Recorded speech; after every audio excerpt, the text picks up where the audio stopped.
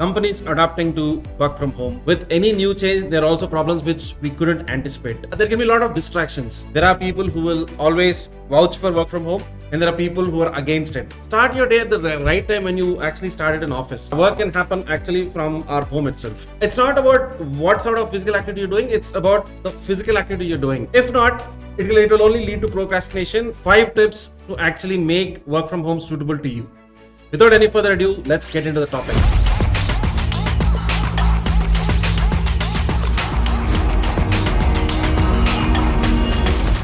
Hello everyone, this is Kapil Reddy, founder and CEO of Zoopali. As I already mentioned, today we're going to talk about 5 important tips that can help you ace your game when it comes to work from home.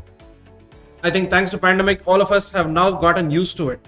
And of course, things are slowly moving away from it. And see, there are always pros and cons to new things, right? There are some people who are very happy with work from home. At the same time, there are some people who are not very happy. And like how we have introverts and extroverts in the world, there are people who will always vouch for work from home, and there are people who are against it. They're more like office people. So see, it's always good, right? Like when you're working from home, like you just not bother about what you wear, or you have access to your kitchen. You can probably spend more time with your family. All these are part of the pros, but at the same time, it can come with a lot of distractions, especially if you're part of a very noisy community, or let's say you're in the midst of a lot of apartments, or for various reasons, there can be a lot of distractions. So it's on us to make sure we need to avoid this distraction so that you can actually focus more on the work that is at hand. The first step is don't let old habits die. If you go to an office, you probably sip a coffee at let's say 11 o'clock in the morning, or you just have like lunch at 12:30, and you dress up quite well when you're going to office, right? So try and use a similar routine even though you're at home, so that you're actually getting into that zone of working or studying or whatever it can be, and that actually helps you psychologically. For example, let's say you prefer wearing formal wear to office.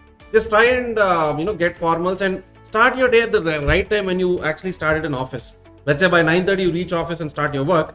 Try to do the similar thing when you're actually working from home as well. And let's say at 11:30 you're sipping a cup of coffee. Just do the same thing, and maybe have like just a quick banter with one of your friend or a colleague. So that can actually help you to get into that groove, and you don't actually feel that you're missing the office vibe. And of course, it's not very seamless, but once you make an effort, this can actually work. So never let your old habits die. Just try to maintain a similar routine so that you don't find a significant difference. Second thing is something which I always talked about in the previous videos as well. Set some objectives for you for the day. For example, while at home, due to a lot of distractions, you might just keep wandering here and there, and you probably feel that the hours are getting away from you. You can actually work around this by having some clear objectives that you want to achieve for that particular day. It's not too difficult either. Like usually, as I kept telling in the previous videos, right? Like just try and do something like plan your day the previous night itself, so that in the morning, once you wake up, just have a quick go through to understand if these objectives are something you can achieve in that particular day. So once you have a clear objective, like, okay, these are all the things I need to accomplish, then you can divide the work between like, let's say first half and second half, and then you can try and accomplish. If not, it will only lead to procrastination, and you will just end up feeling overwhelmed without actually getting the work done. And over a period, you'll definitely feel bad about it. So try to avoid this as much as you can. So always set some objectives for you for the day. So coming to the number 3 tip. So the ideal work from home is something where, let's say, there is no location specific. Let's say we've seen a lot of people posting some cool videos or cool pictures about chilling out in the hills or in forest. Wherever they have an internet connection, you can probably work. But of course, it's not like something a lot of people can do over a long period of time. So ideally, most of us still sit at home. Work can happen actually from our home itself. Please try and set up your work office. So that can actually make a significant difference. You need to have your dedicated workspace because you are working for long hours, or probably are studying for long hours. So make sure you have a good chair, a good table, and most importantly, if you have a good ambience without any distractions, and let's say you have a clean desk, all these things can 100% help you in achieving better productivity. Because if you feel good about the surroundings, it can make a significant difference. Of course, there are always some exceptions where some people like to have a messy table, completely up to them. But usually what works for majority of the people is having a clean desk, and most importantly, a dedicated workspace. So that whenever, of course, here and there, once in a while, you can just probably go and sit in your living room, or you can just sit in your balcony, wherever it can be. But for the majority of time, try and set up your workspace so that you're into that groove and you'll thoroughly enjoy the work you're doing. I've spoken to a lot of people on this and they've all voiced out on the same thing. So I can 100% vouch for that. So the fourth tip is definitely to stay active. Again, I think I kept stressing on it, right? You need to have a physical activity. Let your body stretch. You need that activeness in your body. That can only happen if you do some sort of physical activity. It need not always be about gym, as I told you. It can just be a game you want to pick. Maybe, let's say badminton, or you just want to go for a walk, or just do some yoga asanas. Whatever it can be, it's not about what sort of physical activity you're doing. It's about the physical activity you're doing. So don't bother too much about, okay, what exercise shall I? Don't get overwhelmed with all the choices you have. Just pick which one you like personally and try to do it. And also, do not stay at a single place for a long time. Just keep walking here and there. Take a quick break in between. Just make it an excuse to just, let's say, to sip a coffee, just go and sip it in your balcony. Or, of course, you can get back to your work.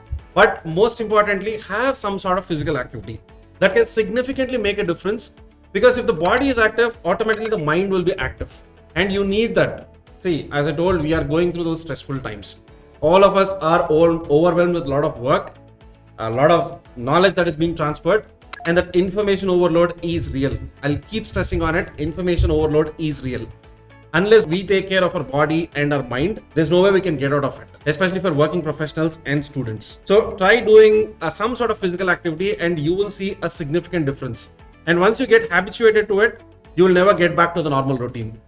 So just please try and pick whichever you like. The fifth tip is something again more or less similar to what the second tip was, which is about creating objectives. Create a calendar which actually works for you. Our calendars depends completely, right? For example, for me, I probably take up a lot of meetings on a day-to-day basis. So that's how my calendar is filled. And of course, I do try to space out some time so that I can get some deep work done. But let's say if you are a social media manager, you got to focus on how the content is being posted on a daily basis. So like that, just optimize your calendar. Unless you plan something, there's no way you can actually get control of your day. And that's the reason why I'm stressing, like, have your creative calendar. So create your calendar in such a way that it accommodates to your personal taste. For example, all of us have some active hours.